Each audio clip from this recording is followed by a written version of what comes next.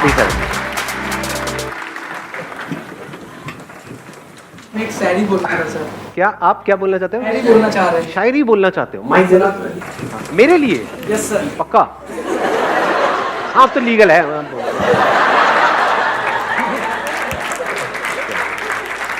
Sir ये मेरे लिए बहुत स्पेशल दिन है कि मैं आपके सामने खड़ा हूँ, लेकिन मैं आपके लिए शायरी डेडिकेट करता हूँ। वो याद नहीं करते हम भुला नहीं सकते, वो हंस नहीं सकते हम रुला नहीं सकते, हमारे संदीप सर इतने महान हैं कि वो हम बता नहीं सकते और आप जता नहीं सकते। क्या बात है!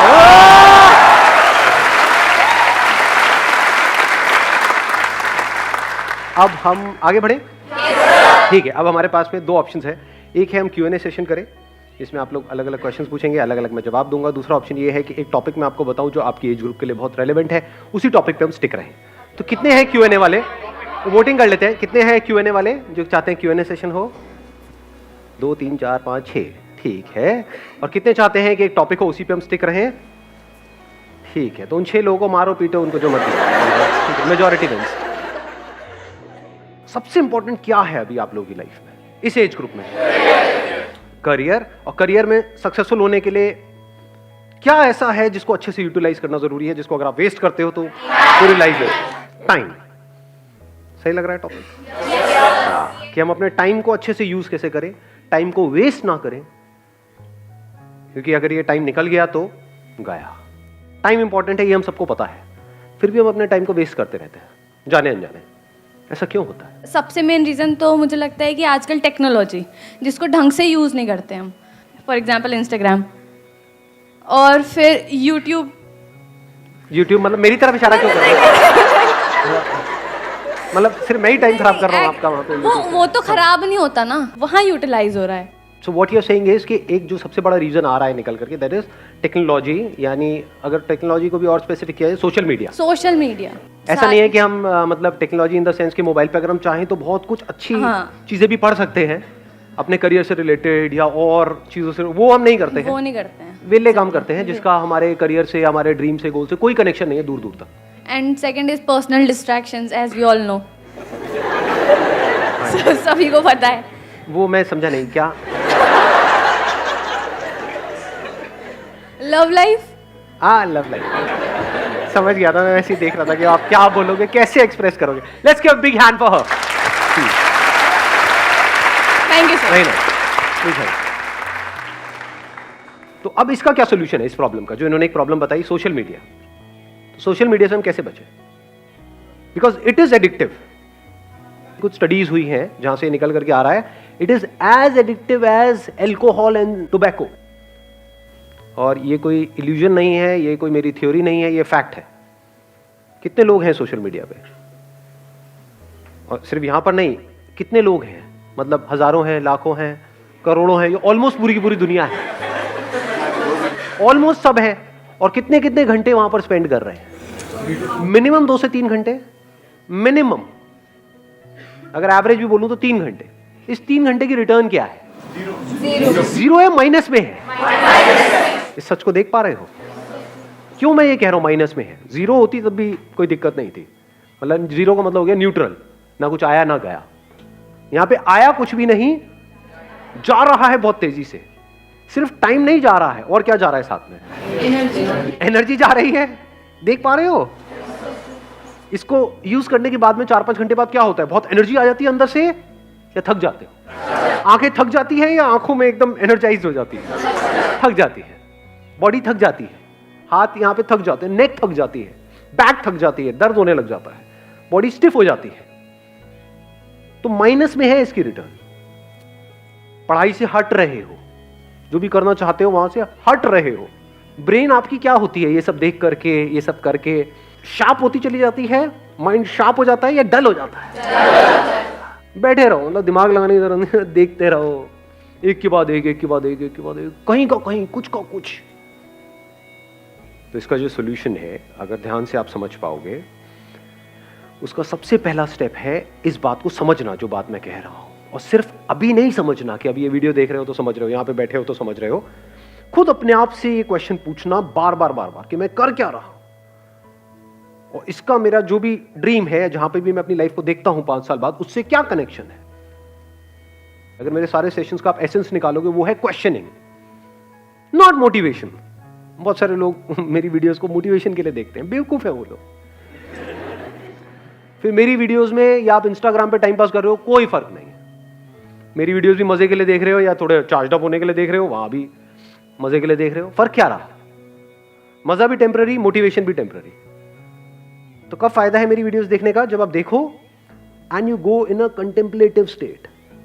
मतलब वीडियो देखने के बाद में वीडियो बंद किया और 10 मिनट के लिए या 20 मिनट के लिए या 1 घंटे के लिए बैठ करके अपने आप से क्वेश्चन पूछ रहे हो, कह रहे जो बंदा कह रहा है बात तो सही है, जो कह रहा है उसको मैं प्रैक्टिकली अपनी लाइफ में अप्लाई क्यों नहीं कर पा रहा हूं, क्यों नहीं कर पा रही हूं? सब जानते हुए भी मैं क्यों फंस रहा हूं? अगर इस तरह के आप क्वेश्चंस पूछने लग जाओगे तो जवाब मिलेंगे ना। अगर मैंने अपने आप से क्वेश्चन पूछे जिसके बेस पे मैंने आपको जवाब दिया और उसको आपने रट लिया, तो आप में और एक तोते में कोई फर्क नहीं है। पता आपको सब कुछ होगा, कर कुछ भी नहीं पा रहे हो। ये प्रॉब्लम आती है आप लोगों के साथ प्रैक्टिकली? नहीं आती है। बहुत लोग मेरे से क्वेश्चन पूछते हैं कि सर आपकी बातें सारी समझ तो आ जाती हैं लेकिन प्रैक्टिकली लाइफ में हम अप्लाई नहीं कर पाते। ऐसा क्यों है? क्योंकि वो मेरी बातें हैं, आपकी बातें नहीं है ना। आपकी बातें कैसे बनेंगी? उसका पहला स्टेप क्या है? क्वेश्चन पूछना। किससे क्वेश्चन पूछना? अपने आप से। दिन में कितने घंटे या कितने मिनट आप अपने आप से बैठ करके क्वेश्चनिंग करते हो? सच बोलो। जीरो। ये प्रॉब्लम की सारी जड़ है। क्वेश्चनिंग ही तो फर्क है आप में और एक जानवर में, एक गली के कुत्ते में और आप में फर्क क्या है? कभी सोचा है अपने आप से बैठ? थोड़ा कड़वा तो नहीं लग रहा? मैं कई बार बोलता तो हूं इतना स्ट्रांगली, मेरे को खुद को अजीब लग रहा होता है, लेकिन कई बार ये चीजें जरूरी होती है। सो अगर हम मिल करके क्वेश्चनिंग करें और सिर्फ यहां पर ना करें, इसके बाद भी करें, इसके बाद भी आप ये क्वेश्चनिंग करो, तब आपकी लाइफ का कंट्रोल आपके हाथ में आने लग जाएगा। ये बातें जो अभी हम कर रहे हैं ये थोड़ी देर तक याद रहेगी, उसके बाद में सब भूल भाल जाओगे। ये प्रैक्टिकल बात है।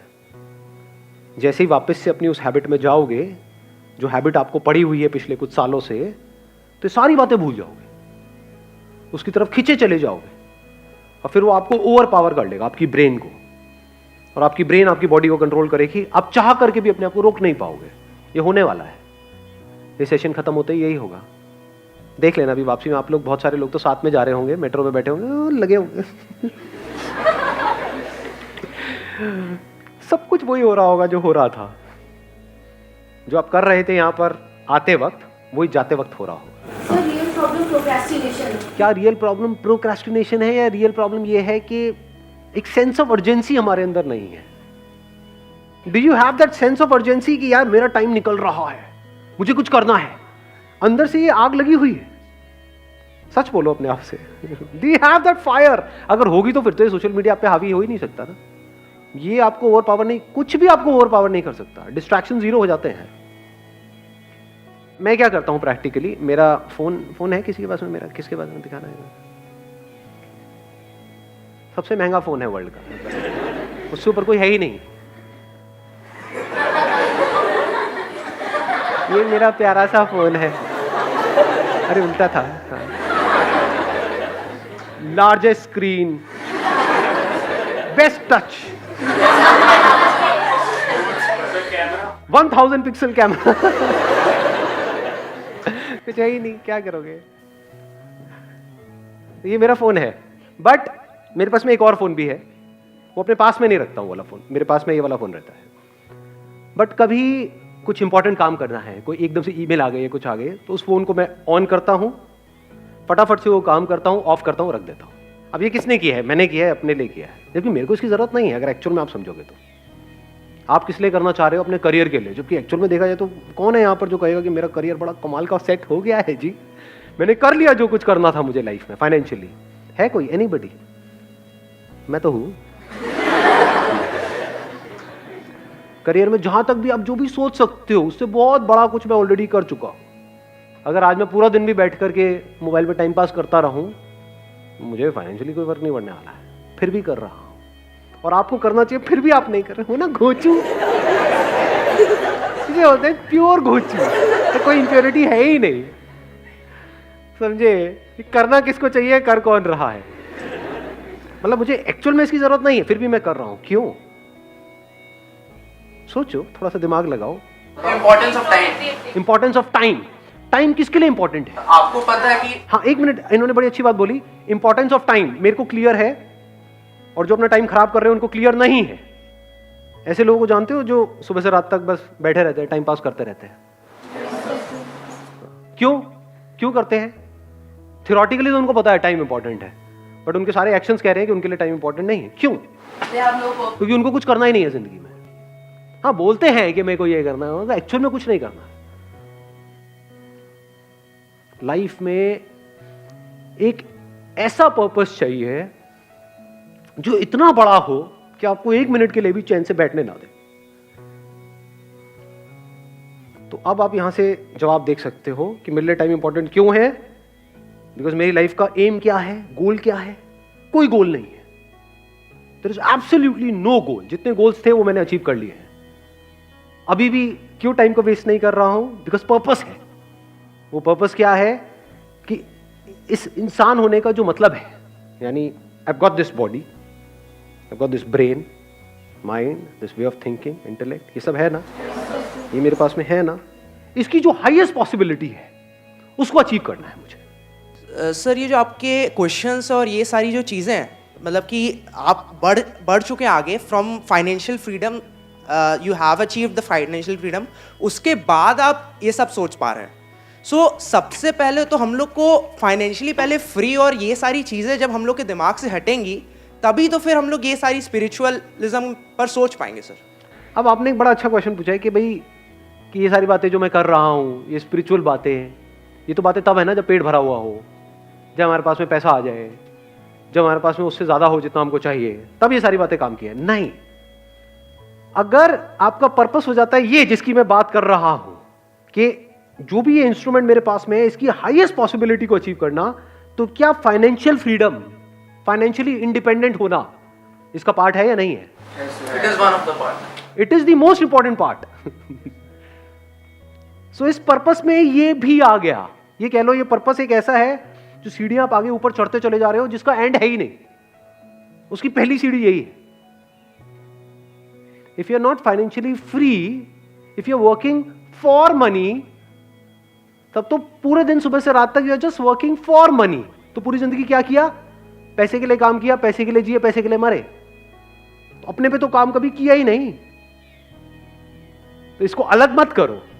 यही हमारी सबकी प्रॉब्लम है। अभी हुआ क्या है, जिस तरह का हमारा एजुकेशन सिस्टम है, हमने इन दो चीजों को अलग अलग कर दिया है। यानी spirituality is nothing but understanding of life, understanding of how your brain works, how your body works. It is not the last step. यही प्रॉब्लम हुई है। अभी आप लोग क्या सोचते हो कि अभी हमारी एज है 18-19 साल, अभी क्या जरूरत है? ये पैर कब्र में लटके पड़े होंगे, 70 साल के हुए पड़े हैं, सुनाई दे नहीं रहा है, तब आगे कुछ चल रहा। हाँ, क्या बोल रहे हो? अरे क्या खत्म हो गया क्या? देखा ऐसे लोगों बैठे हुए, समझ आ रहा है उनको कुछ ना जी? तो understanding of life, understanding of yourself, understanding of your body, your mind, your intellect, understanding of how things work, हर चीज को बारीकी से समझ लेना कि अगर मैं ये काम कर रहा हूं तो इसकी वजह से क्या होने वाला है अगले 5 साल बाद। जो मैं बनने की सोच रहा हूं, वो जो लोग बन चुके हैं, क्या उनकी लाइफ बहुत कमाल की है? उनकी जिंदगी अगर झंड है तो मैं ये काम क्यों कर रहा हूं? मैं अपने 5 साल क्यों खराब करने वाला हूं? वहां पे दिमाग लगाना इंपॉर्टेंट है कि मैं एक्चुअल में फाइनेंशियली फ्री कैसे हूं। फाइनेंशियल फ्रीडम का मतलब क्या है कि आने वाले 10 साल बाद मैं फाइनेंशियली फ्री हो जाऊंगा या हो जाऊंगी। उसके बाद जिंदगी में कभी भी मैं पैसे के लिए काम नहीं करूंगा। ये हमारा गोल होता है, या होता है कि बस किसी तरीके से मेरे पास में इतना पैसा आ जाए कि वहां से ये हो जाए। उसके आगे हम सोचते ही नहीं है, बहुत छोटा सोचते बहुत छोटा सोचते हैं। मतलब उसमें एनर्जी कहां है, उसमें जान कहां है, उसमें पावर कहां है? तो जब गोल बनाना ही है इस एज में, तो ढंग का बनाओ ना। ढंग का गोल का मतलब क्या है ढंग का गोल? मैं कुछ ऐसा कर रहा हूं 10 साल बाद जो कोई करने की सपने में भी नहीं सोच सकता है। एनर्जी आई गोल से या नहीं है? मजा आ रहा है गोल सुनने में? नहीं आ रहा है। तो जब ऐसे हम गोल सेट करते हैं तो एक तो नंबर 1 एनर्जी आ जाती है, और नंबर 2 अब आप टाइम वेस्ट कर ही नहीं सकते क्योंकि आपका गोल औरों के गोल से बहुत बड़ा है।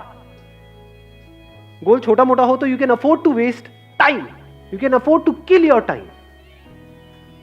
अगर गोल बड़ा हो तो नॉट पॉसिबल जी, टाइम ही नहीं है। अब तो दिन में 1-1 मिनट इंपॉर्टेंट है।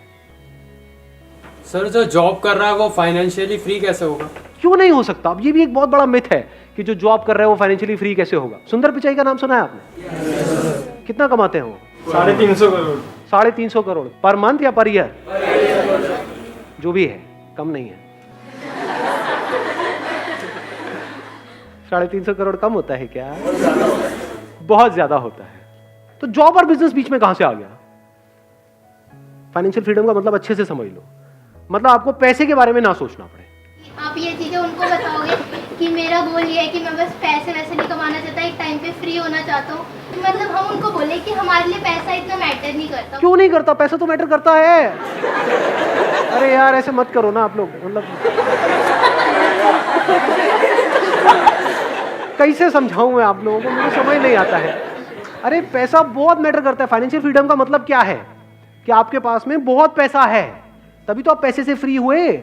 आप एक काम कर रहे हो जहां पे आप महीने का 20,000 रुपए कमा रहे हो और आपके घर का रेंट है 25,000 रुपए, तो फाइनेंशियल फ्रीडम टट्टू।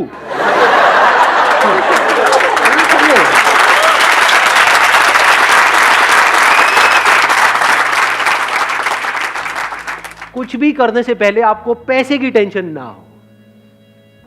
मतलब अगर आप किसी रेस्टोरेंट में जाओ तो आप राइट साइड में ना देखो, लेफ्ट साइड में देखो। सिंपल करता हूं।